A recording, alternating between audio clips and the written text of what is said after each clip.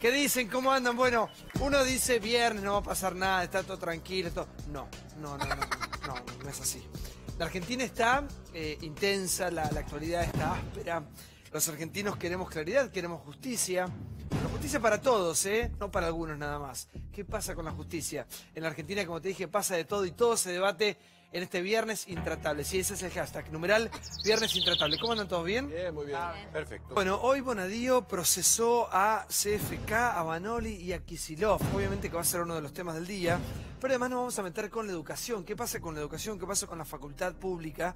Está con nosotros Guillermo Jen Echeverri. ¿Cómo le va, Guillermo? ¿Qué tal? Buenas noches. Gracias por estar con nosotros. Guillermo es ex rector, obviamente, de la Universidad de Buenos Aires. Tiene mucho para hablar, mucho para contar acerca de lo que es la educación pública y lo que significa la facultad pública en la República Argentina y por el momento que está atravesando. Bueno, ¿qué ha pasado en el día de hoy con la causa Dólar Futuro? Sí. Acá está, este es el procesamiento del juez Bonadío, que procesa a Cristina Fernández de Kirchner, a Axel Kicillof, también a Alejandro Vanoli, el presidente del Banco Central, y a todo el directorio justamente del Banco Central en la época en la que Vanoli era el presidente. ¿Qué le imputa el juez Bonadío a Cristina Fernández de Kirchner? Administración infiel en perjuicio de la administración pública. Lo que dice es que la decisión de vender contratos de dólar a futuro a 10,65 le hizo un daño de 77.000 millones de pesos al Estado Nacional. ¿Por qué? Porque en Nueva York, al mismo tiempo, en paralelo, se vendían a 15 pesos. El juez considera que esto fue adrede. Claro, lo que dice es con conocimiento y con intención,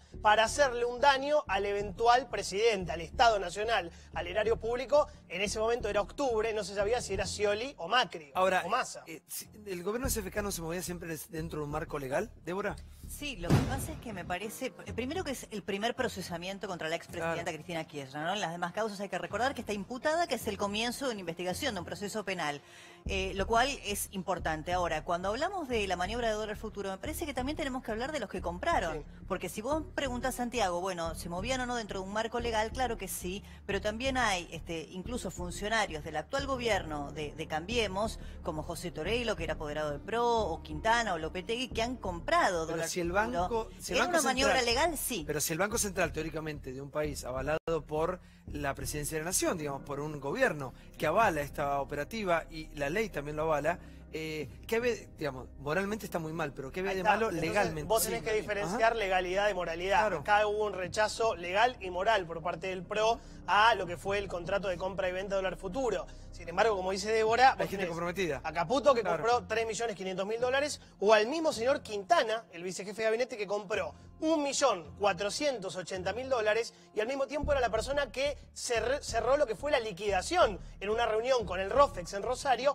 En realidad fue en Casa de Gobierno, cerró cómo se iban a liquidar cada uno de los contratos. Acá aparece la cuestión de moralidad o inmoralidad. Desde el punto de vista de la legalidad, hoy quedó procesada Cristina y empieza un proceso que puede terminar con una, más allá de una indagatoria, con prisión o no. Hay una diferencia. Para empezar, si la persona efectivamente estuvo en una reunión donde se tomó la decisión respecto, esto es mucho más grave que haber comprado, porque haber comprado es una cuestión del mercado, pero si vos compraste y estás en la reunión donde se toma una decisión al respecto, él moralmente debió, y yo no sé si no legalmente también, al ser una parte del asunto, es lo mismo que cuando vos comprás acciones sabiendo por tu posición privilegiada que van a subir, eso también es un delito. En este caso, vos estás haciendo un proceso a la inversa, pero parecido, estás diciendo, sí, páguenlo porque corresponde, cuando en realidad vos sos tenedor de eso, él no lo declaró de entrada, no lo dijo. Entonces es muy distinto, pero de todos modos, una cosa es el delito de haber vendido algo que valía 10 en 15, es decir, a lo mejor 15 en 10, y otra cosa es haber comprado y ganado plata. Florencia, buenas noches. ¿Qué tal? Buenas noches. No, yo creo que evidentemente en el gobierno van a tener que dar explicaciones. Es verdad que Mario Quintana estaba en la mesa de negociación a la hora después, cuando se negoció repactar estos contratos de dólar futuro. Al mismo tiempo, el Banco Central estaba en una encrucijada. No pagar los contratos de dólar futuro era un default. Y pagarlos como estaban era ceder a algo que ellos mismos, porque fue el PRO mismo el que denunció la ilegalidad de los contratos. Entonces lo que hicieron fue renegociarlos a precios un poco más cercanos a lo que era el precio del mercado. De todas maneras, creo que más allá de que el gobierno va a tener que dar explicaciones en casos puntuales, acá lo que se habla de otra cosa. Hoy estamos hablando de inflación, Hoy estamos hablando de tasas de interés altísimas que están frenando toda la actividad. ¿Por qué es eso? Y para pagar los dólares a futuro se pagan en pesos. ¿Saben cuánto tuvieron que emitir para pagar los dólares a futuro? Hoy por hoy van en realidad 50.000 millones de pesos. Porque la cifra varía según cómo va variando el precio del dólar en el mercado. Ahora, 50.000 millones de pesos. Hoy estamos discutiendo de que el Banco Central tiene tasas altísimas de interés que frenan la actividad. Claro, una pyme de financiarse al 38, 40, hasta 60% es imposible. Esas tasas altísimas son para retirar pesos del mercado, para que vos digas, uy, en vez de gastar hago un plazo fijo. Bueno, eso es lo que estamos pagando hoy por el dólar futuro. ¿Qué responsabilidad tiene Cristina? O sea, ¿qué pruebas encontró el juez para poder decir que la expresidenta tomó las decisiones? Porque claro, tienen que poder comprobar que fue la expresidenta Cristina Kirchner quien le dio la orden a Vanoli de ir adelante con la operatoria. Lo que dicen o lo que argumentan, endeble o no, Bonadío evidentemente se encontró causales para procesarla, debe tener todos los elementos necesarios, es que el Banco Central tenía una dependencia absoluta del Poder Ejecutivo. Y pone los ejemplos de Martín Redrado, ¿se acuerdan ustedes las circunstancias tan traumáticas en las que tuvo que dejar el Banco Central y fue reemplazado por Mercedes Marcó del Pont, afín a Cristina Kirchner? Después vino Juan Carlos Fábrega, que por una discrepancia también de política monetaria con la entonces presidenta y con Axel Kicillof, se va y es reemplazado por Alejandro Vanoli. Acá señala el monto, más allá de eso que es absolutamente cierto, lo que dice Bonadío en el procesamiento es impensable que una operación financiera de esta magnitud, él habla de en menos de 45 días, entre 5.000 y 17.000 millones de dólares, sea desarrollada sin la aprobación expresa del más alto nivel de decisión económico. Esto es Cristina Kicillof Vanoli. Bueno, obviamente que este es un avance nada más, va a ser uno de los temas centrales del programa, en un rato llegan muchos invitados, pero hoy le habíamos presentado a él, ¿no? Guillermo Jaime Echeverry, el doctor es ex rector de la Universidad de Buenos Aires. Tenemos el informe de lo que pasó ayer con la marcha y el estado de la educación de la facultad pública en la República Argentina en debate. Mirá.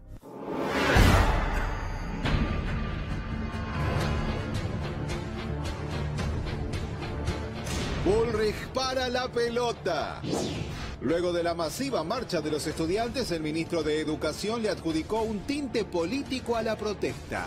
El rector mismo de la UBA, el doctor Alberto Barbieri, dijo: las medidas de este gobierno garantizan el funcionamiento de la Universidad de Buenos Aires y además por primera vez en la historia un gobierno reconoce por separado una inversión adicional para los hospitales universitarios. Esta idea de la paritaria junio nos parece que es equívoca, o sea, genera confusión. La gente dice, ¿por qué están en este momento en paritaria si ya se resolvió la paritaria docente? Con lo cual lo que proponemos es que la paritaria a futuro se resuelva como el resto de los docentes en el mes de febrero. O sea que la oferta que estamos haciendo de este 31% no es por 12 meses, sino por 10 meses. ¿Alguna universidad se va a quedar sin luz o sin agua? No, de ninguna manera, de ninguna manera. No hay ninguna posibilidad que eso suceda. No solamente ya estamos dándole los fondos para que paguen todas las cuentas de luz, lo vamos a seguir haciendo. Yo creo que hay una vocación de crear una crisis donde no la hay.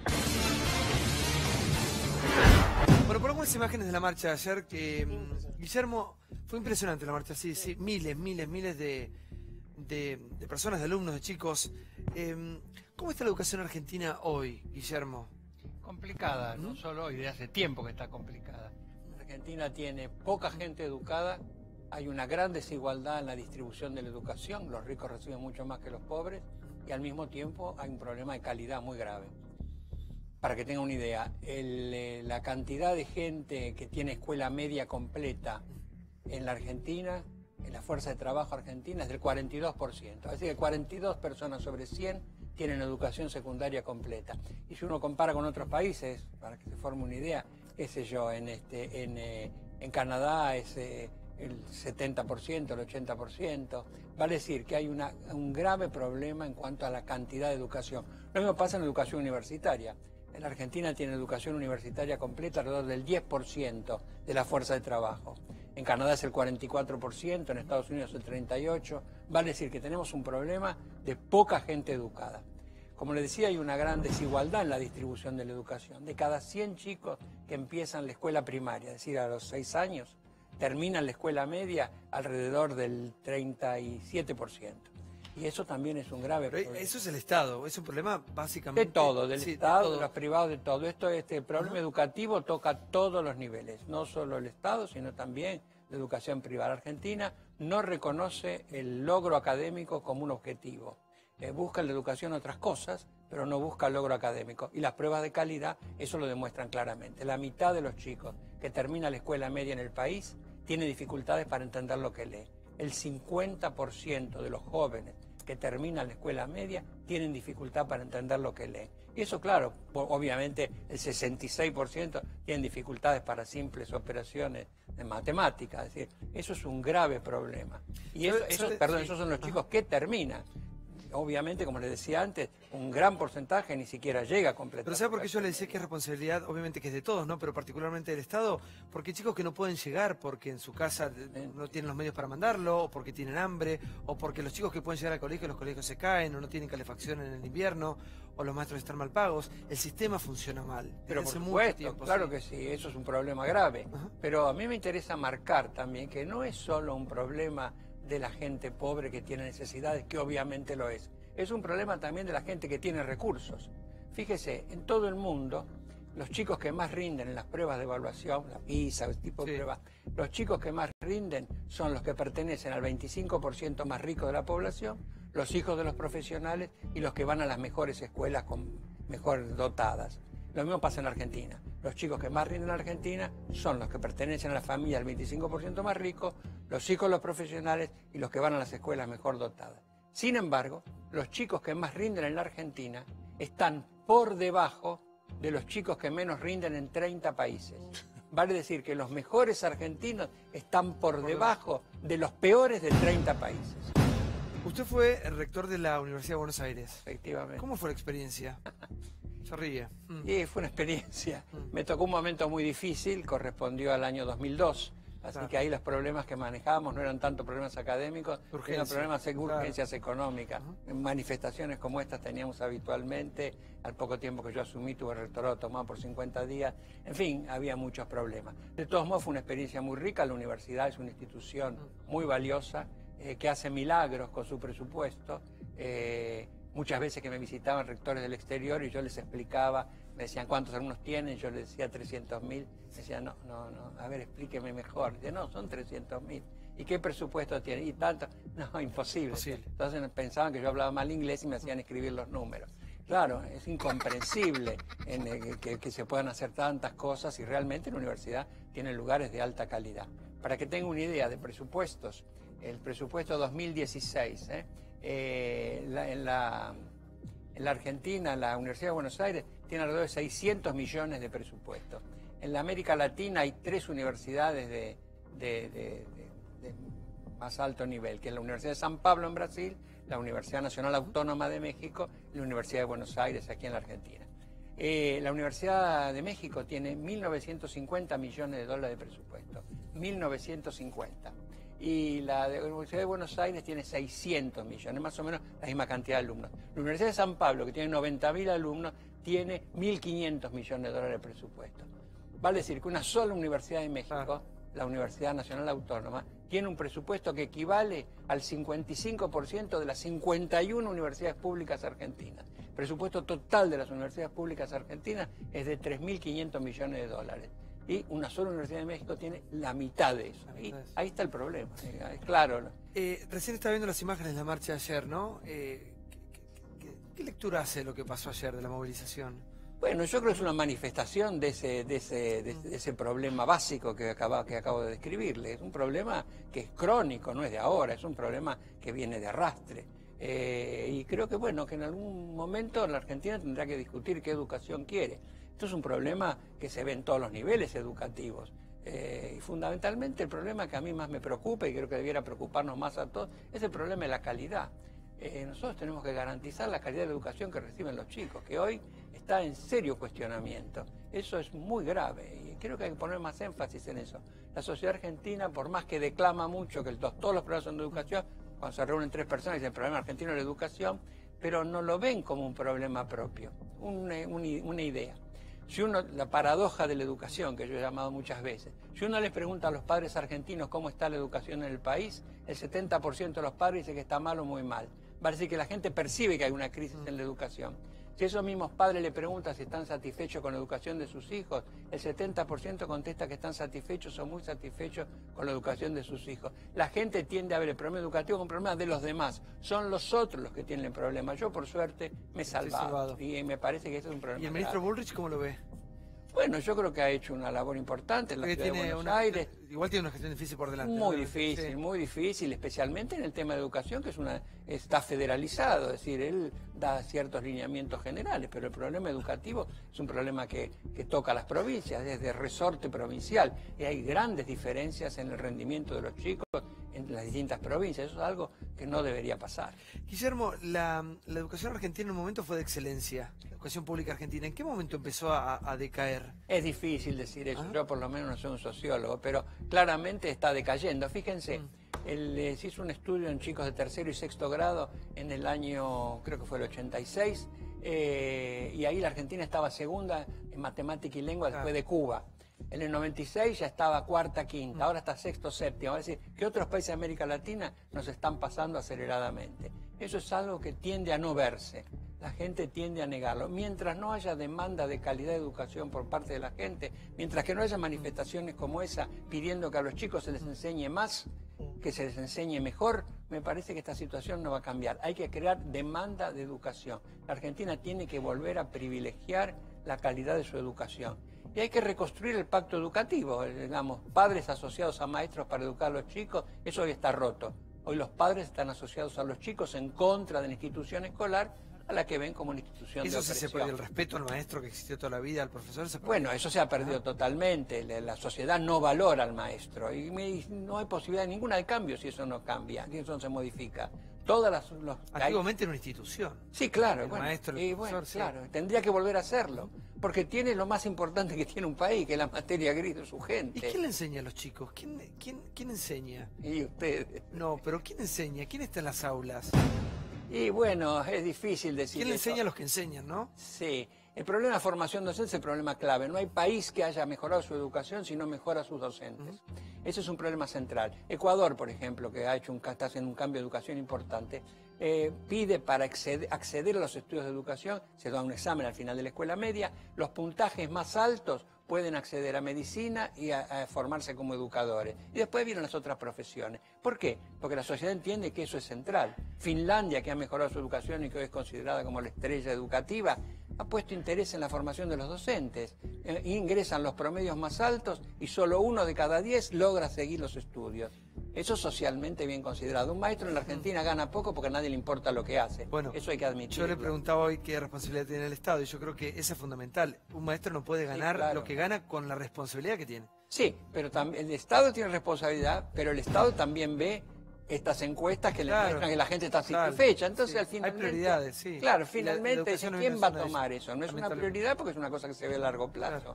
Así que me parece que hay que volver a encarar una revolución educativa. Es fundamental. Para la Argentina es fundamental tener una educación de calidad. Coincido absolutamente con lo que dice el maestro Echeverri. Creo que hay un problema crónico, como bien dice él, de calidad educativa. Hay un problema coyuntural muy serio que tiene que ver con lo económico, lo salarial.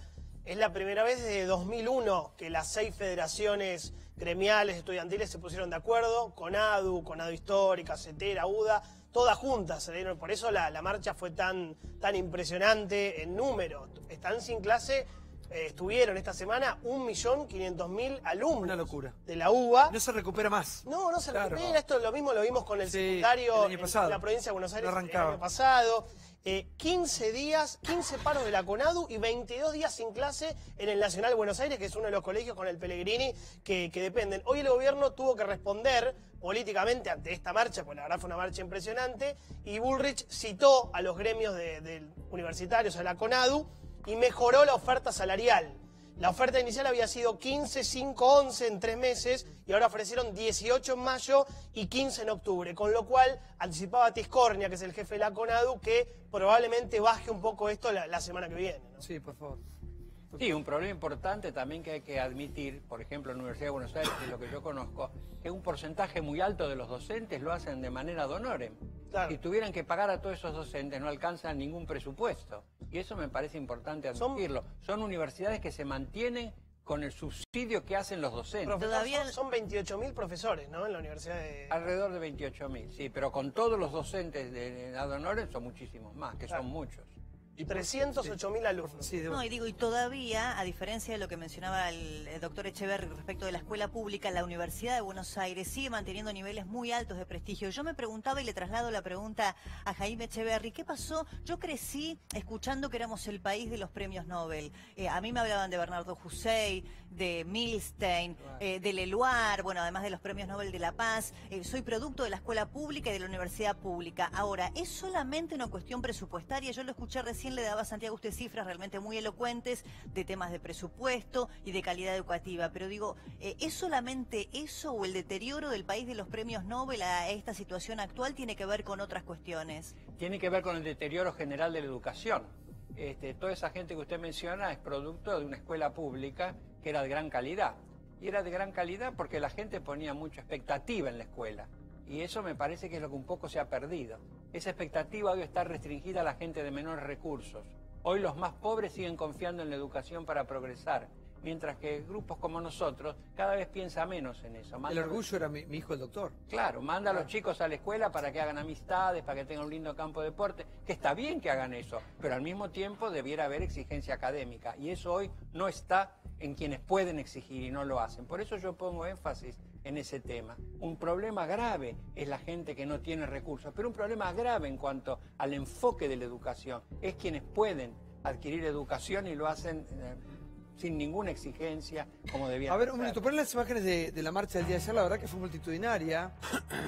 Estamos hablando de educación, la verdad que me pareció algo brillante que decía Guillermo, que es, claro, como la sociedad hace muchos años que ha dejado o tiene prioridades en cuanto a exigencia del gobierno, hablamos mucho de educación, pero después nos terminamos conformando con lo que hay y terminamos también dejando pasar algunas cuestiones que están mal. Está mal de base que una persona, un docente, con la responsabilidad que tiene, gane lo que gane. Está mal que esos chicos que vayan a colegios en la situación en la que estudian. Hay cosas del sistema de base que hace mucho tiempo que están mal. Ahora, veremos si cambia algo o no, ¿no? Claro, profesora, yo le quiero preguntar, porque cuando hablamos de Argentina decimos que hay un presupuesto realmente importante en educación en todos los niveles. Más allá que esto es grave porque que se unan todos los gremios y que marche un grupo tan importante de gente, no estimo, como dice el ministro, que es un tema político. ¿Por qué si se invierte tanto en educación es tan mala la educación? ¿Para dónde va ese dinero o para dónde se escurre si no es al sueldo de los docentes, que nos damos cuenta que es malísimo en Argentina? Sí, el porcentaje más alto es para el sueldo, el porcentaje más alto es el salarial. En la universidad aproximadamente más del 90%, es cosa que es una distorsión increíble, porque cómo se puede mantener una estructura como esa con un 10% para gasto de funcionamiento. De modo que el solo incremento presupuestario, y en el gobierno anterior se hizo mucho para aumentar el presupuesto educativo, que llegó aproximadamente al 6%, en fin, entre el 5 y el 6% del Producto Bruto, que es un número alto. No se vio en el resultado, no se ve todavía en el resultado, yo creo que no se va a ver porque ya ha pasado un cierto tiempo, y eso especialmente es por ese tema, por la falta de la demanda, porque no hay demanda de calidad. La educación se ha convertido en un lugar en el que los chicos van a estar, que molesten a los padres lo menos posible. Pero el universitario no, profesor. No, el universitario es diferente. Arma un futuro. No, yo estoy hablando fundamentalmente de educación. El problema argentino es el problema de la educación básica. Claro. El problema central es el problema de educación básica. Si no, ¿cómo explica que después de 12 años en una escuela, la mitad de los chicos no entiendan lo que leen? ¿Qué es lo que sucede? La mitad, el 50%. Claro. Sí. En definitiva, la educación lo que te hace una herramienta para manejarte en el futuro. La escuela te va formando, tu casa, la escuela. Yo pensaba, ¿no? El año pasado los pibes en arrancar las clases tardaron 20 días del ciclo lectivo, un mes sin ir a clases. Y eso nunca más se recupera. Los chicos que ayer estaban marchando, que perdieron clases también, no se recupera. ¿Cómo puede ser que un chico no tenga la clase que le corresponde? ¿Quién le paga eso? ¿Quién se lo devuelve? No se lo paga nadie, pero fíjense que hay muchas provincias, muchas jurisdicciones argentinas que no han tenido clase durante muchos meses. ¿Cuál es el reclamo de los padres? ¿Que recuperen o que el conocimiento que no adquirieron? No. El reclamo es que le den por aprobado, que le den por aprobado los meses que no tuvieron clase. ¿Quieren hipocresía mayor? Después de eso, al chico hay que cerrar la escuela, mándenle un club que la va a pasar mejor. Digamos, a mí me parece interesante ponerle enfoque en ese desprestigio que hoy tiene el conocimiento, que es central, porque nosotros como personas ¿cuál es la función de la escuela que señalaba usted? La función de la escuela es hacernos humanos. Fundamentalmente es una función de humanización. Eso es central. Usted pone mucho énfasis en la familia también. Bueno, obviamente en la familia, claro, la familia es fundamental, pero la escuela contribuye a esa tarea de humanización. ¿Qué nos muestra la escuela? Lo que somos capaces, mire, fíjate, yo estoy usando una frase para definir la educación que es un poquito vieja, sepan disculpar, 2800 años. Es de Hesíodo, un poeta griego contemporáneo de Homero. ¿Qué decía Hesíodo? Educar a una persona es ayudarla a aprender a ser lo que es capaz de ser. Educar a una persona es ayudarla a aprender a ser lo que es capaz de ser. Los dos elementos centrales. La de ayuda al otro. La educación es una tarea de personas que se ayudan. Ayuda al otro. Los maestros, los padres ayudan a los chicos. ¿Y a qué los ayuda? Es una tarea de personas, no va a ser reemplazada por las máquinas, ¿eh? No crean que el asunto se va a resolver porque le pongan una computadora. Está bien que le pongan una computadora, pero eso no resuelve el problema. Personas, ejemplo, fundamentalmente ejemplo. ¿Y a qué los ayudan? A que vean sus posibilidades, qué les es posible como persona. Si nosotros dos nos pidieran ahora que explicáramos el teorema de Pitágoras, yo tendría dificultades, no sé. Yo me lo aprendí de memoria. Sí, bueno, pero no sé si ahora lo podría explicar con detenimiento. Sin embargo, sabemos que en nuestro interior tenemos mecanismos que nos permiten hacer ese tipo de desarrollo. Me debe estar mirando mi profesora de matemáticas y está riendo en este momento. Debe estar riendo. Gracias, Guillermo, por haber venido. Muchísimas gracias. Muchas gracias por haber venido al programa. Gracias.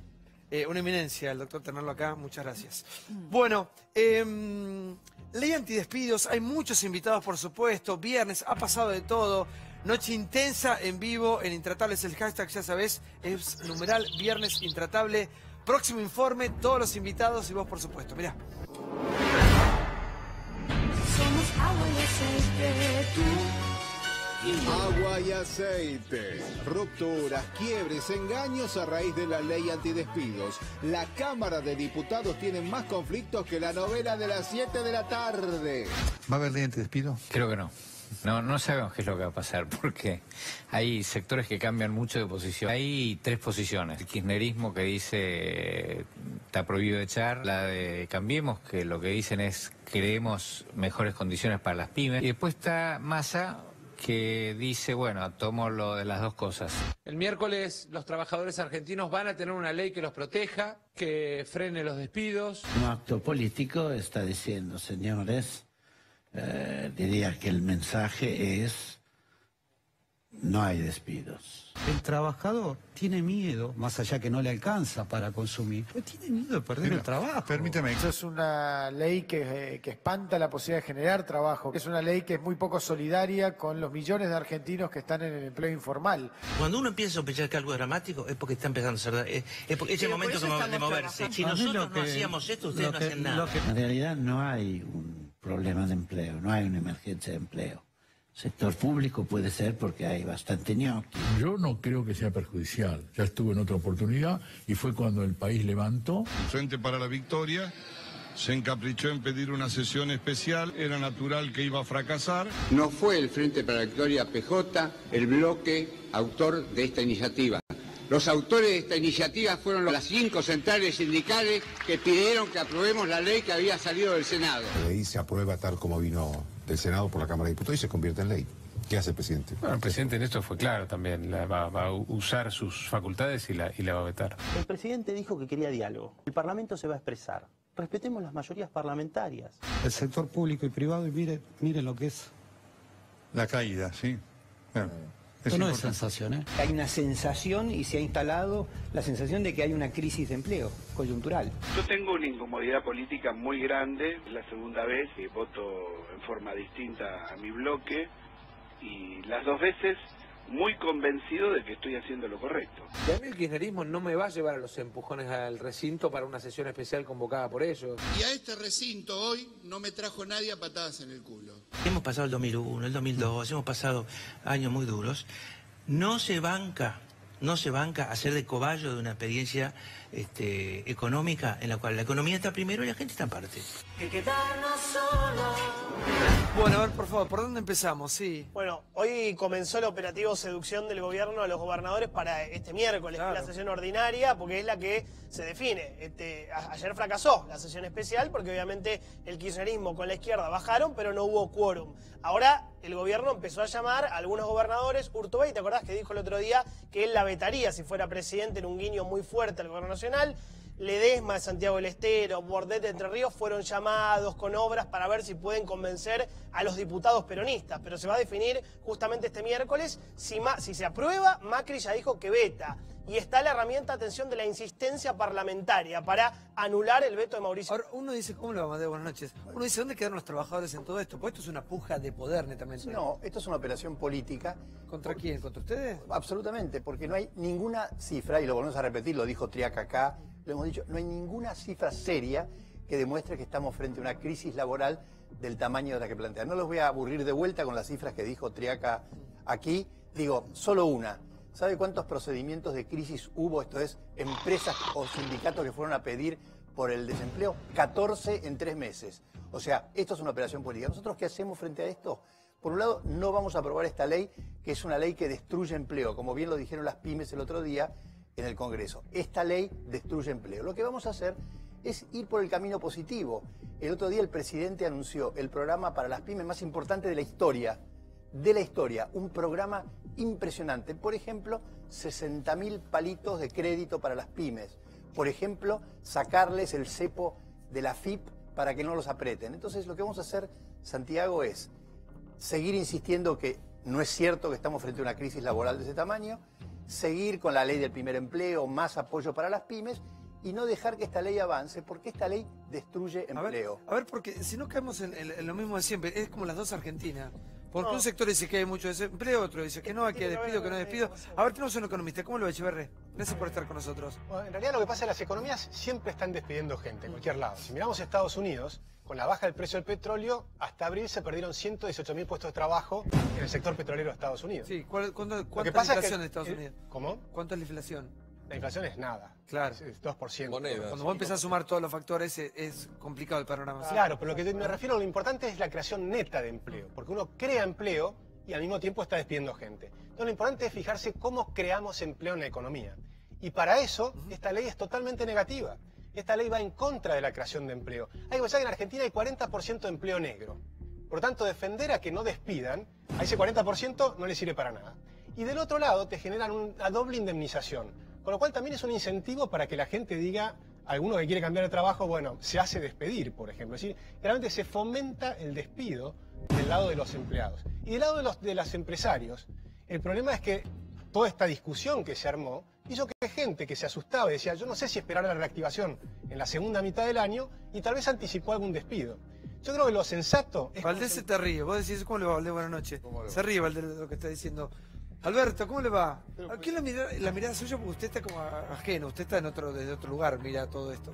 Pero miro como ciudadano, ¿no? Con preocupación también. A ver, preocupación. Yo diría que coincido, mire la premisa que le voy a dar, coincido en casi todo lo que dijo Amadeo. Que es una cosa... yo estoy totalmente de acuerdo con que no vamos a resolver nada con esto. Que la ley no sirve para nada. La ley no sirve, la ley no va a cambiar las expectativas de los que quieren crear empleo y de los que quieren buscar empleo. También el caso de los Estados Unidos, yo lo hablo como peronista, el peronismo creó las leyes de trabajo, realmente ha sido un mérito del peronismo, pero también hay que adecuarlo a los tiempos que estamos viviendo, es muy difícil que los adecuemos. Una vez le preguntaron a un presidente americano cuál era el secreto del éxito en los Estados Unidos y dijo, 3 palabras, usted está despedido. Es una exageración, pero lo importante es que crea empleo.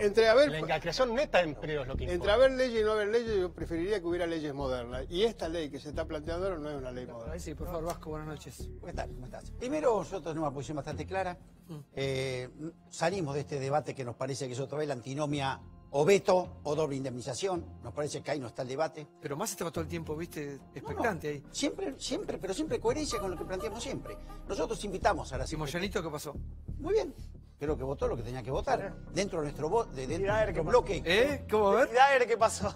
Sí, por favor. Yo creo que dentro de nuestro bloque está claro que tenemos diferencias, está claro que debatimos y está claro que tenemos la grieta un líder renovador. No es grieta. A ver. Eso es un país. La democracia es la legítima armonización de las disidencias. Es cierto. Entonces, para mí, la fortaleza precisamente del Frente Renovador es que está el campo, que está la industria, que está la CGT, la CTA. y los debates se dan adentro. Ahora, hay liderazgo que luego los ordena. Pero hay que contar toda la película, sí. digo, ¿no? A ver, dale, sí, Porque, a ver, la cosa viene un poco así. Lo que subyace, lo que decía Santiago respecto de la discusión política, más allá de la ley en sí. El Frente Renovador tiene recelos con Macri porque cree que Macri, la estrategia que está haciendo es asociar al Frente Renovador y a sus diputados con el kirchnerismo. El recelo que tiene el Frente Renovador con Macri es ese. Paralelamente, Macri también está enojado porque cree que el bloque del Frente Renovador lo que está buscando es ahuyentar las eventuales inversiones que él cree que van a venir a la Argentina a través de esta ley por motivos estrictamente electorales. Entonces, ¿qué va a salir a hacer en los próximos días el gobierno? Un poco lo que decía recién Amadeo, antagonizar con el peronismo y decir que el peronismo lo que está buscando es desestabilizar a este gobierno como a todos los gobiernos no peronistas por motivos estrictamente electorales. Y ese antagonismo es lo que van a profundizar como trasfondo, digamos, de la discusión de la ley, que es política. Para que Débora nos interpretó.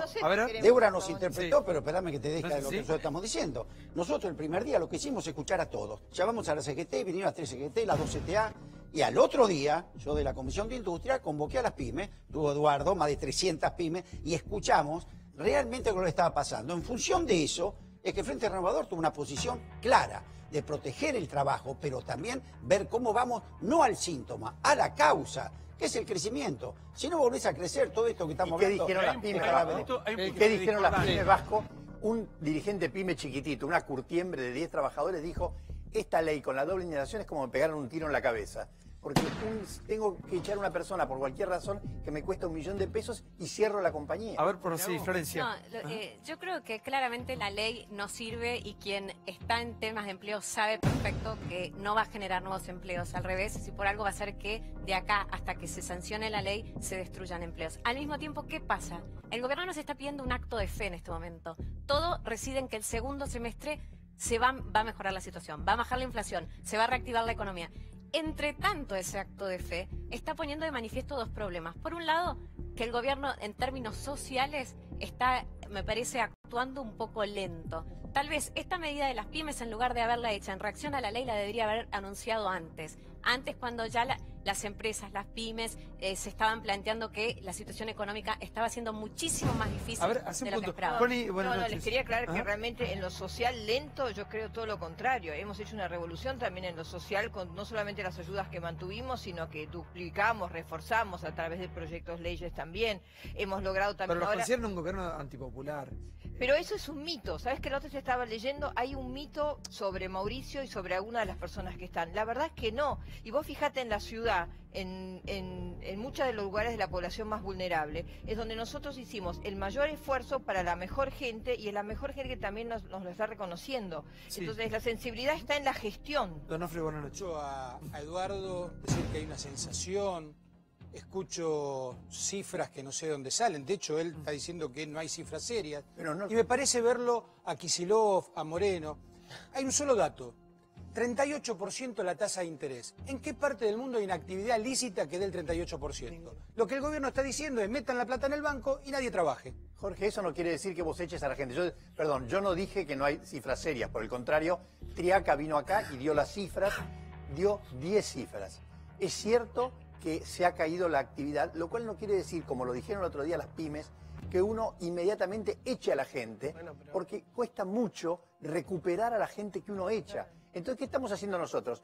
Enorme apoyo a las pymes, aceleración del pago a las empresas constructoras para que retomen los de la construcción.